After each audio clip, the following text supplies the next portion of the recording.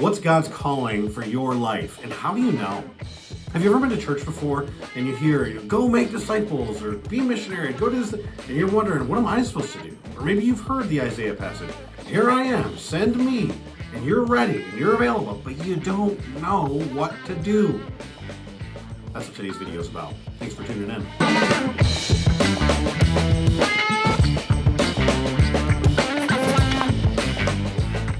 Hi, my name is Scott Lear. Thanks so much for tuning in today. I hope that this message that I have for you for just a couple minutes will be an encouragement, a blessing, and will help you fulfill God's calling for your life. Today we're talking about God's call.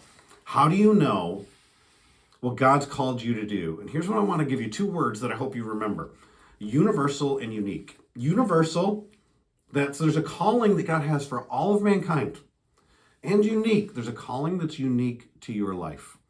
Universal, calling to follow me. Like he says to the disciples, drop your nets, come follow me, I'll make you. He's going to make them into something, I'll make you fishers of men. There's the call to salvation. It's the reason why Jesus hasn't come back yet. He's not willing that any would perish. He's waiting for more people to turn to him. The universal call to salvation, that if you believe on him, profess Jesus as Lord, that you'd be saved. So there's a universal call to follow, universal call to love God, love your neighbor. There's a universal love. This is the great, I'm going to give you this commandment. This is what you're supposed to do. Love as I've loved you. Be holy as I am holy. So there's this universal call in our lives for these things, to be worshiper, true worshipers. Okay. But what about the unique? See, God's made each one of us unique, and many of us miss this because we hear at church about the universal call. And I'm a preacher. I preach at my church on a regular basis, a lead pastor there. But there's, hundreds or some cases, thousands of people in a congregation. What does that mean for each individual that's there? Because he's individually called us to unique things as well. He's made us different. You think about when Jesus turns and talks to his disciples and tells them to go make disciples. It's not going to look the same for Peter as it does for Thomas. It's not going to look the same for Philip as it does for Nathaniel. Thomas is going to die in India being speared to death. Peter's going to be crucified upside down in Rome by Nero. John's not going to be martyred at all. There's a different plan for each one of them. John, the one whom Jesus loved, well, he's the first self-promoter. He uses the Bible like some of us use Instagram. He's showing that Jesus loved him. Well, God loves the whole world. He wrote that famous verse too, John 3:16. And he's different than Peter, whose mouth tends to get ahead of his brain. And then Thomas, we always call the doubter, but he's more nuanced than we like to give him credit for too, because in John chapter 11, when Jesus hasn't gone to see Lazarus, who's sick, his friend. The other disciples know that if they go to Jerusalem, they'll die. Thomas steps up and says, let's go die with him. He's the man. But we always call him just a doubter. These different guys, these personalities, Simon the Zealot and Matthew the tax collector. So one guy sold his soul to Rome, terrorist leaders, and the other guy wants to kill those guys. And how do they not kill each other? And Jesus called them together. Different personalities, putting them in different places with a different plan, and a different universal call to salvation, to follow, to love, to make disciples. Implementation will be different. The application will be different for each one of them, but the call, the universal, is the same. So the application, the unique piece of the implementation, what do we do with it? How do we know what that is for us? Well, it has to do with who you are as a person, your personality. It has to do with God's giving you gifts. It has to do with where he's placed you and the other people that are around you. It has to do with the gifts he hasn't given you to make you inadequate, so that you'll have to be interconnected with other people and dependent upon him. It has to do also with the opportunities that come before you. And these things intersect. He talks about that he's pre-decided that he's going to have these things happen in your life in Ephesians chapter 2 and verse 10. When he says that he's made you his handiwork. It says in those great verses right before, Ephesians chapter 2, verses 8 and 9, for we're saved by faith through grace, or by grace through faith, not of works, lest anyone would boast. But then it says in Ephesians 2:10, we oftentimes don't talk about 2:10. We talk about not by works, it's by faith. But in chapter 2 and verse 10, it says that we're God's workmanship, created in Christ Jesus. He's got good works for us before the beginning of time. He's predestined good works for us as his workmanship. That word workmanship, some translations say handiwork. Some say masterpiece, paraphrases. It's poema, the Greek word. It is a masterpiece. And there are some incredible masterpieces throughout human history. The Mona Lisa, the Sistine Chapel, or the Statue of David. Every once in a while you see that these masterpieces are misplaced, though. I was reading a story the other day about a guy that bought a sketch, basically. It was of Mary and baby Jesus. He was getting a little bit older, like toddler Jesus. It's called A Virgin and a Child, and now. And no one knew exactly what this drawing was. He paid $30 for it at a yard sale. And a couple years later, there was an art collector. He was on his way to a party. He decided to stop into a bookstore.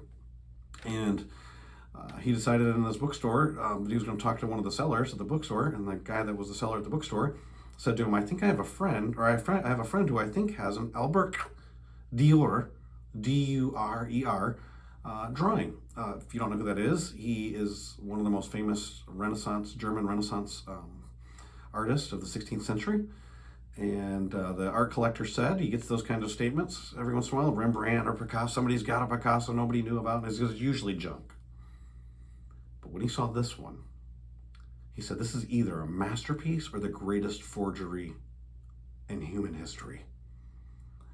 And it turns out, after a couple years of authentication, this is a genuine Dürer painting, or drawing, sketch. This guy bought it at a yard sale for $30. As of my last reading, they haven't actually sold it, but some have estimated that it's going to go at auction for over $50 million. Oh my goodness. First of all, the people who sold it at the auction or at the yard sale have to be going, what were we thinking? The guy who bought it, what a treasure. But think about the masterpiece, because according to the Bible, you're the masterpiece. The way they authenticated the painting was from the maker's signature. You know, the Bible talks about you in creation. And when he created everything else, God said, let there be light, let there be. And he spoke everything into existence, but not with man. He reached down into the dust, Genesis 2:7, formed us out of the clay, and then breathed life into our nostrils. And say, well, that was Adam. That's just Adam. Psalm 139 says that each of us, before we were in our mother's womb, he knew us. He wove us together in our womb. And then in Ephesians chapter 2, it says that as his masterpieces, the pinnacle of creation, the image bearers that reflect the maker, that he's got these good works that he's pre-decided for us to do. And I think about that painting, and at that yard sale, it was only worth $30. And then, I don't know, Sotheby's or somebody's going to sell it, and it's going to be worth over $10 million at least. Well, it was always worth more than $10 million. It was undervalued and misplaced, and that's how some of us spend our lives. Like the Israelites wandering through the wilderness. We waste our lives on temporary things when we've been made for what is eternal. You're God's masterpiece, and you're meant to be a masterpiece in motion, living by faith for him. And I don't want you to miss what God has for you and his unique calling to you, as he, the master artist, has woven together your story. Universal call, but it's unique how he got you to the point of salvation. Whether somebody knocked on your door, or as a Sunday school teacher, or in my case, a lawyer that started a Bible study at a public school, or I don't know, for you, my father-in-law at a bar. How do you come to Christ? The universal call of salvation, but it was unique to you, how he got you there. Universal call to go make disciples, that's the mission, but he will uniquely fulfill it through you, different than he does through me. Uniquely revealing his image as the creator through his image bearers as we're creative. Different for somebody who's a painter than a sculptor, than somebody who has an idea, than somebody who starts a business, somebody who writes a book, and somebody who has a family, and somebody who, there are all these different ways.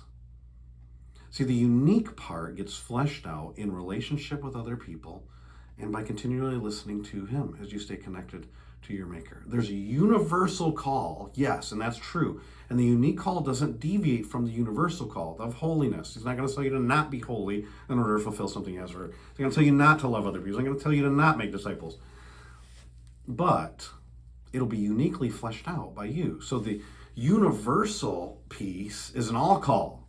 The application and implementation piece is unique to you. So as you think about the calling that God has for you, the calling is to make disciples. The calling is to come to know him. The calling is to walk with him And then how you flesh that out moving forward is you can either waste your life on temporary things, pursuing the things of this world, or you can seek first his kingdom and his righteousness, deny this life, and in comparison to the way that you long for him and you long for eternity, your love for this life looks like hatred, that you would hate this life, be willing to lose this life to gain the life that he has for you. Don't miss that. That's the unique call. And it'll be fleshed out uniquely in your life because you are unique. Your value doesn't come from your context or circumstances. It comes from your Creator. That sketch, when it was at a yard sale and sold for $30, was still worth $10 million or more there. But some of you have been in the wrong context, wasting your life on the temporary, using the gifts and abilities that God has given you to have an eternal impact on things that aren't going to last or matter. And so, the real question you need to ask yourself as you seek God's unique call for your life is, how can I use who I am to have an impact for eternity? I hope this has been helpful to you. And if you want to flesh out some of these things, the way that that's happened for your life or the way that you're struggling with it in the comments, please do. Hit the subscribe button, hit the like button, share this with somebody else if you found it helpful.